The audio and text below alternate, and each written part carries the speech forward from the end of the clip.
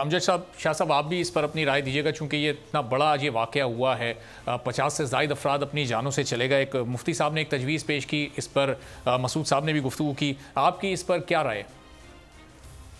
ये दहशतगर्दी हम तकरीबन 1979 के बाद से देख रहे हैं। तो 40-50 साल हो गए और हमेशा इस पर पॉलिसीज बनाई गई, लेकिन बदनसीबी से उन पॉलिसीज पे अमल दरामद नहीं हो सका। इसके लिए दो किस्म की पॉलिसीज थी, एक शॉर्ट टर्म और एक लॉन्ग टर्म, और हमारी तमाम पॉलिसीज मुकम्मल तौर पे नाकाम रही।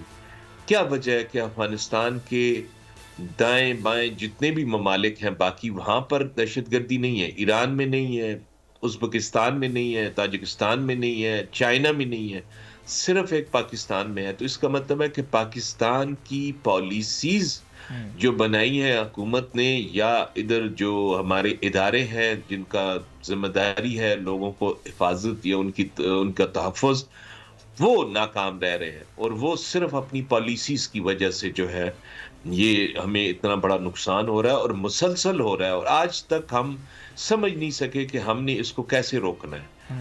हमारे जो फाइटिंग फोर्सेस हैं या पुलिस है, उन्होंने बेपनाह कुर्बानियां दी कि आप देखें, खुदकुश हमलावर के सामने खुद खड़ा हो जाना और पता होना कि मैंने अभी शहीद होना है इसके सामने खड़ा होकर, उसके बावजूद हम दहशतगर्दी पे काबू नहीं पा सके। इसका मतलब है कि हम बहादुर कौम जरूर हैं, लेकिन हम समझदार कौम की तरह से बिहेव नहीं कर रहे।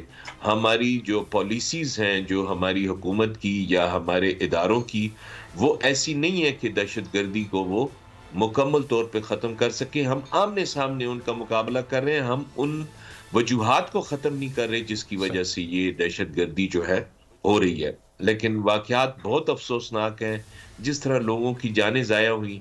हमारे तो स्टेट जो है वो किसी ऐसे शख्स को जो अपनी जान से चला जाए, हिफाजत उसकी मुकम्मल तौर पे ना हो, उसके बच्चों के लिए, उसके घर के लिए, उसके लिए तो कोई भी ऐसी सहूलत नहीं है।